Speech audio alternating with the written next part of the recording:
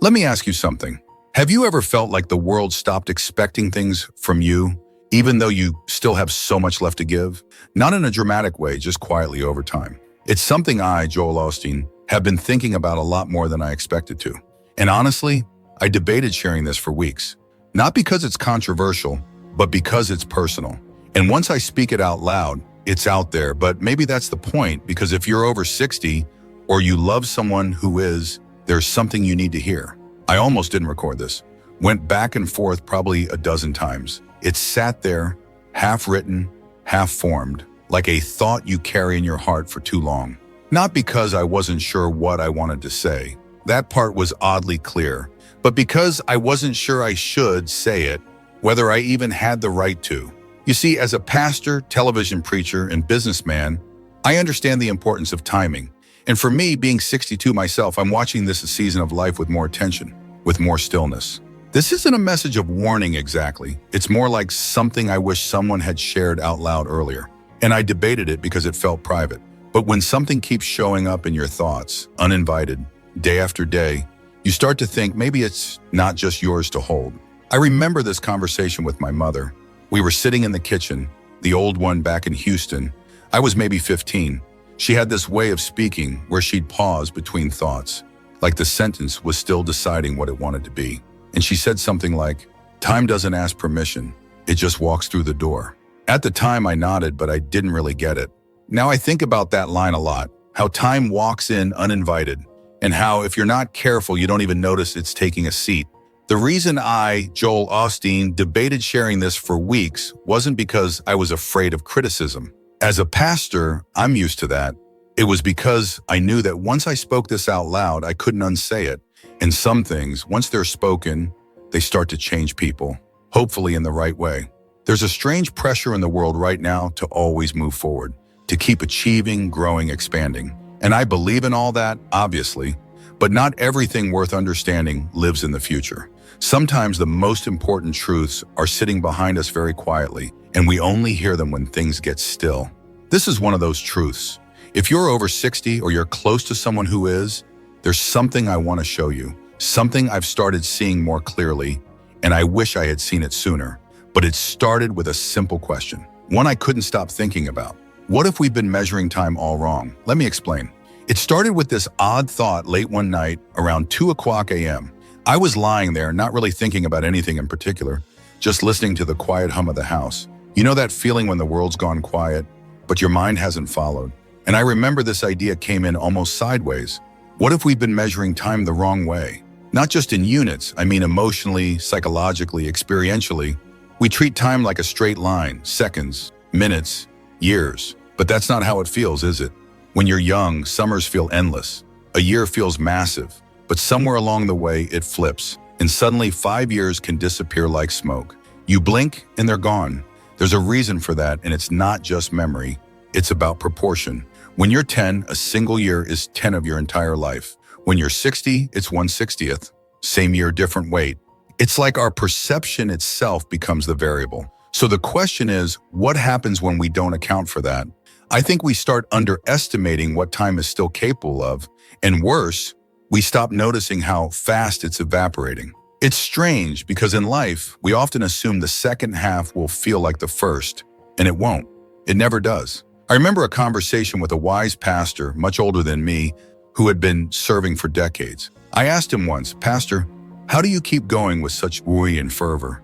And he just smiled and said, "Joel, the older I get, the more precious each day feels.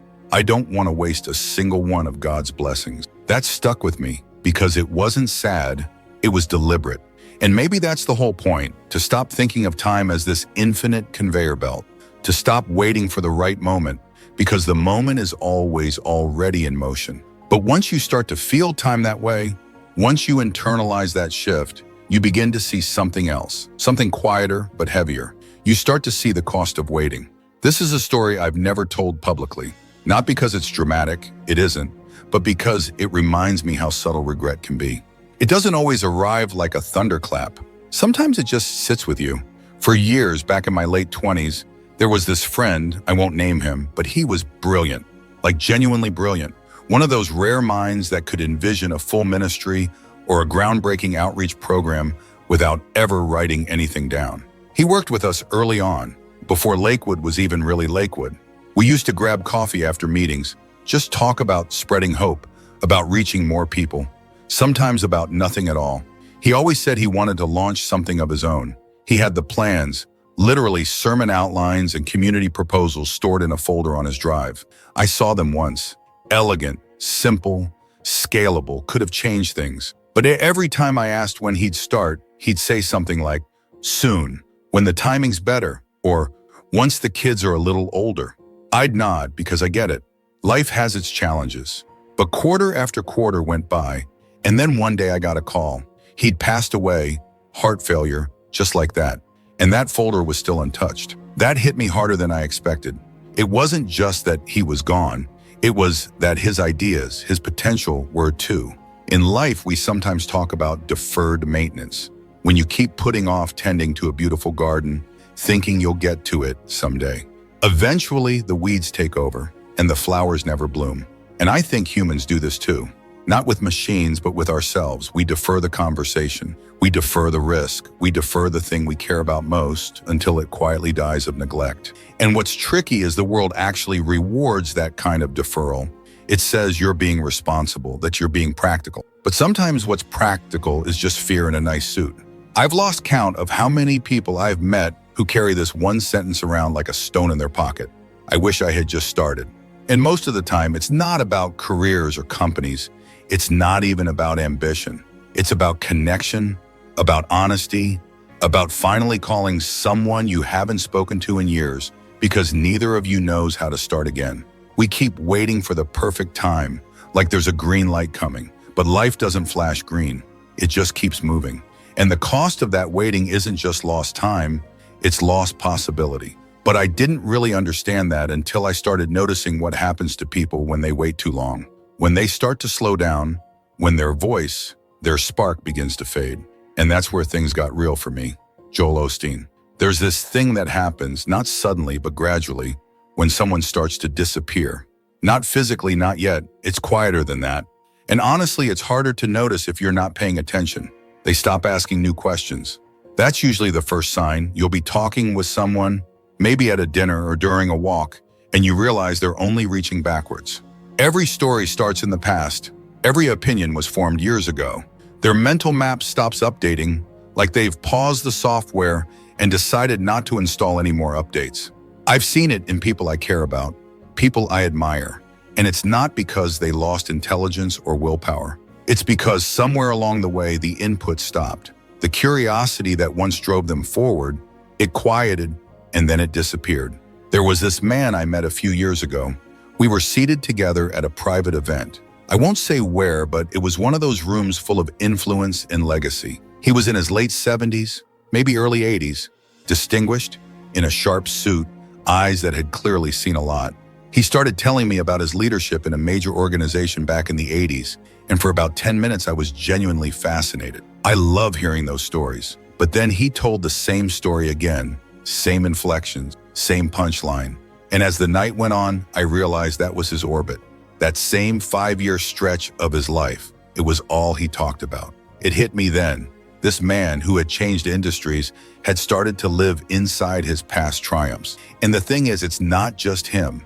It happens to a lot of people, not out of arrogance or laziness, but because society tells us that at a certain age, your great chapters are behind you, that your best thinking is over, that you should settle in. But I don't believe that. I can't, because I've seen the opposite. There was this other gentleman worked on one of our teams here at Lakewood Church, a retired educator, came in at 64. We hired him as a consultant at first, but I'd find him in the office on Saturdays, tweaking designs for our outreach programs we hadn't even assigned him. He was prototyping things nobody asked for, just because he still cared, still wondered. One day I asked him why he was still working that hard. He said, "Joel, if you stop building, you start erasing, piece by piece." That stuck with me because that's what I've been seeing in others. Not aging, not really, but erosion. People fading, not because they had to, but because they didn't realize it was happening. We think the body gives out first, but more often it's the mind that retires long before the body does. And that's where the real danger starts. when we normalize that slow, quiet decline. Which brings me to something I, Joel Osteen, have come to believe pretty strongly. Something kind of uncomfortable. Retirement might be a dangerous word. I think we need to talk about the word retirement. It's one of those ideas that sounds harmless, even comforting, like a well-earned rest. But over time, I've started to think retirement might be more dangerous than we realize. Not physically, not financially, but mentally and spiritually. You see, when we simply turn off from our passions and purpose without a new direction, it's like leaving a magnificent garden untended. Soon weeds start to grow, and what was once vibrant begins to fade. Our minds and spirits aren't built for idleness. They thrive on engagement and purpose. There's this myth, maybe it comes from marketing or maybe it's just wishful thinking, that we're meant to wind down, that there's a golden chapter where you finally get to relax and unplug. And sure, I understand the appeal of that, but I've seen what it looks like when people actually try to live it. It doesn't look like peace. It looks like drift. I remember this one guy, successful, self-made, everything you'd expect, retired at 55, big house, fast cars, golf every other day. And by 60, he looked older, not just physically, but behind the eyes. One day he told me something I won't forget. He said, "Joel, I spent 30 years climbing the mountain. Then I got to the top and realized there's nothing up here." What struck me wasn't the sadness, it was the flatness in his voice, like the spark had been swapped out for routine, not because he wasn't capable anymore, but because he stopped reaching. It's not about working until you die. That's not what I mean. It's about never letting your inner drive go cold. Never turning off the part of you that still wants to contribute, to explore, to build, even if it's small, even if no one sees it.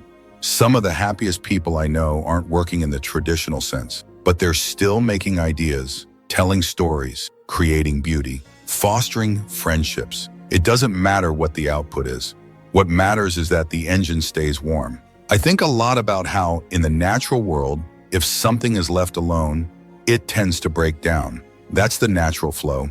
But when we keep a system open, if energy still moves, if ideas still circulate, we can fight the decay, for a while at least. That's what we are, open systems, as long as we stay curious. But I'll be honest, it took me a while to see the emotional layer underneath all of this, the deeper reason why people unplug in the first place.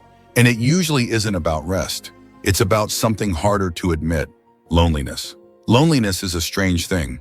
It doesn't announce itself. It doesn't walk in with a label.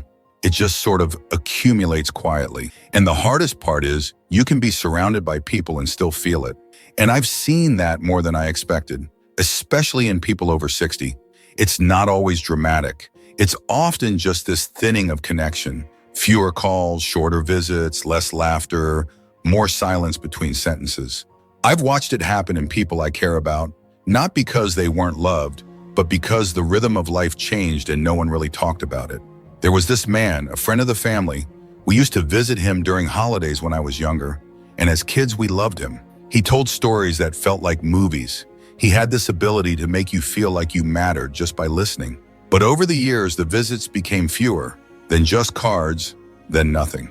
One day I was back in town and I decided to stop by. He opened the door slowly, a little thinner, a little slower. The house was too quiet, like it had forgotten how to host voices. He invited me in. We sat at the kitchen table where everything looked almost exactly like I remembered, except more still, more paused. He made tea.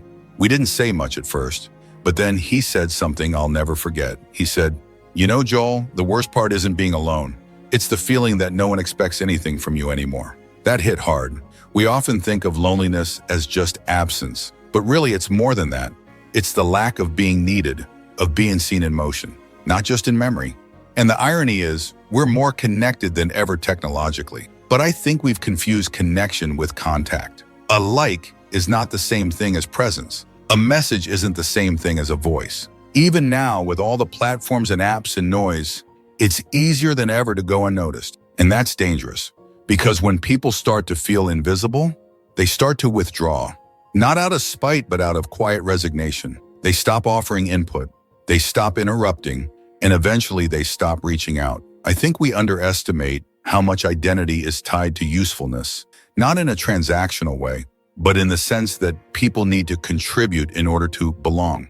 And when the world stops asking them to show up, They assume it doesn't matter if they do, but it does. That's why I, Joel Osteen, think one of the most radical things you can do at any age is ask someone older than you what they're still dreaming about.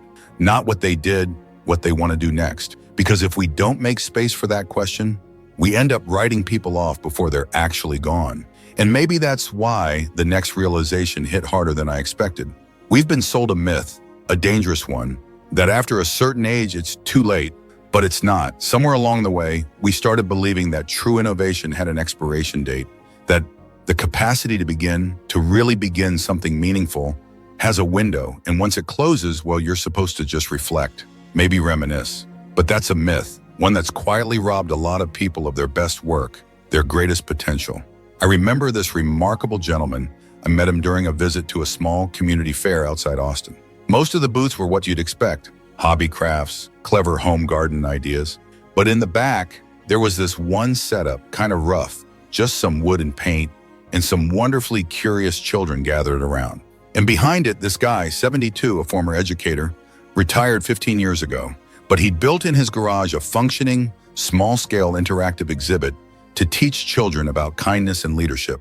Now, to be clear, it wasn't going to change the world overnight, but it worked. The lessons connected. He wasn't chasing recognition. He just wanted to see if it was still possible to inspire. I asked him why he built it. He looked at me and said, "Joel, because I didn't want to die being someone who used to care." There was no audience, no funding, just a man and an unfinished idea, and the quiet belief that doing something late is still better than not doing it at all. We tend to romanticize youth as the fertile ground for invention. And yes, younger minds have advantages, speed, maybe fewer doubts. But older minds, they've seen patterns. They've made mistakes and lived long enough to understand them. That's a kind of wisdom you can't rush.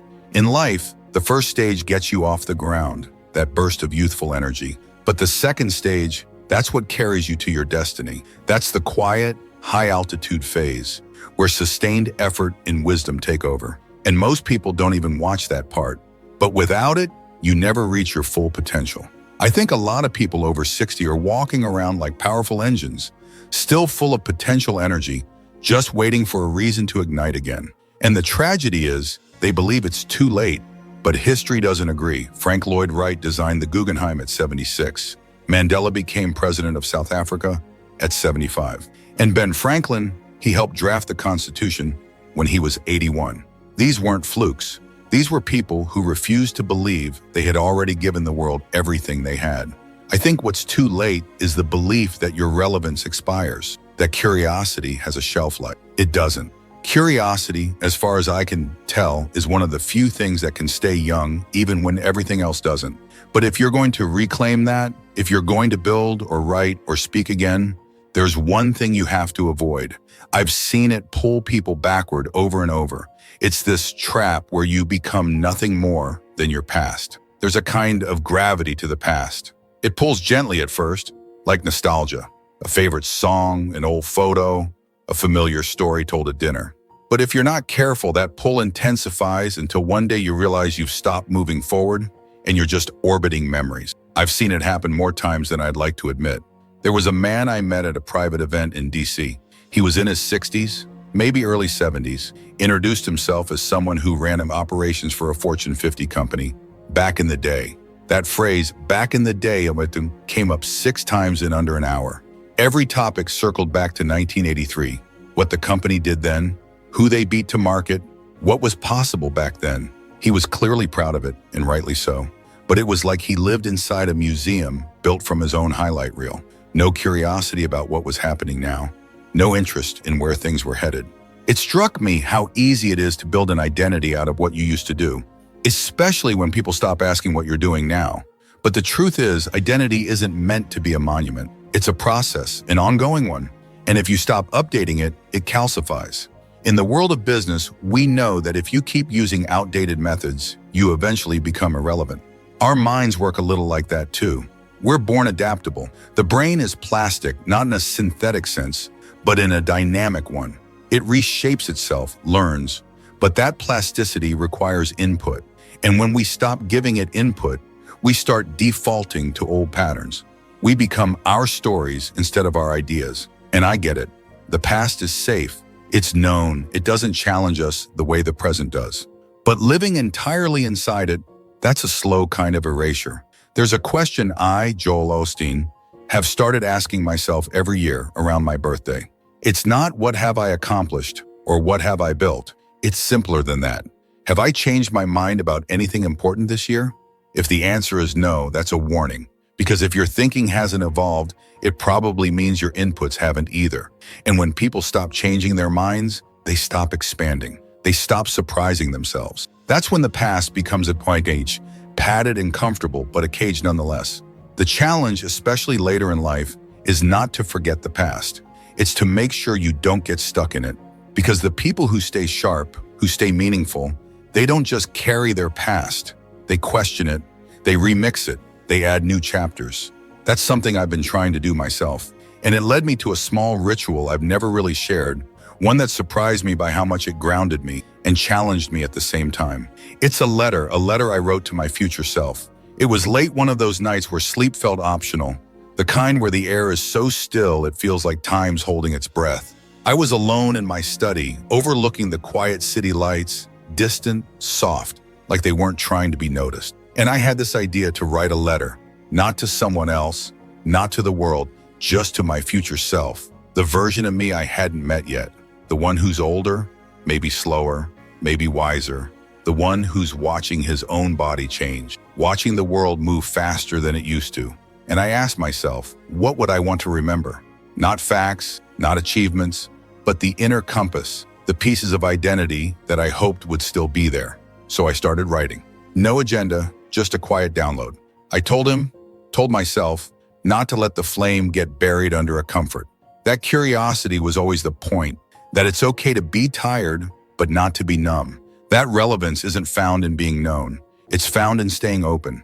I reminded him to walk without headphones sometimes, to hear what the silence wants to say, to speak less, but with more intention, and to keep asking questions that don't have obvious answers, because those are the ones worth living inside. And I wrote something that felt strange to admit. I said, you're going to outlive people you love, and it's going to hurt. But don't let that pain turn into armor. Let it make you gentler. Let it keep you human. I sat with that for a long time because so much of life, especially in the second half, is about subtraction. Fewer distractions, fewer deadlines, fewer people. And there's a quiet beauty in that, but also a risk. The risk is that we mistake solitude for smallness, that we forget we're still capable of building, loving, shaping the world, even in quieter ways. I told my future self, don't become efficient with your emotions. Don't optimize joy out of your days. Not everything needs to be scaled. That's hard for me, Joel Osteen. I'm wired to build systems, solve things, make them move faster, both in ministry and in business. But some parts of life aren't meant to be accelerated. They're meant to be noticed. And I guess at the heart of that letter, I was trying to remind myself, when everything else is stripped away, of the values that still matter: integrity, presence, curiosity, and love. Real, deliberate love, the kind that shows up without needing a reason. When I finished, I didn't save the file. I didn't back it up. I printed it, folded it, put it in a drawer. Maybe one day I'll find it again. Maybe I won't. That wasn't really the point. The point was to pause, to acknowledge that the future isn't some abstract destination. It's you waking up tomorrow and in the day after that. But before we get to tomorrow, there's one last thing, something I've been holding back until now. Not a conclusion, not advice, just a final quiet warning. The kind that only starts to make sense when you slow down long enough to hear it. There's a sound I still remember, and I hope I never forget it. It was my grandfather's voice. Not loud, not grand, just steady. He was in a hospital bed, hooked up to machines that made more noise than he did. The room was white in that way hospitals always are. Sterile, calm, pretending not to feel like the end of something. He looked at me, eyes sharp, even when his hands weren't, and he said, "It goes faster than you think." That was it. No big speech, no tidy metaphor, just a man who'd seen the full arc of time and chose to use what little he had left to say one true thing. I didn't understand the weight of those words at the time. I do now, because the warning, if you can call it that, isn't about death. It's about drift, about waking up one day and realizing you've been idle too long, that you stopped steering, that you let the silence grow roots. The scariest moment in anyone's life isn't the end.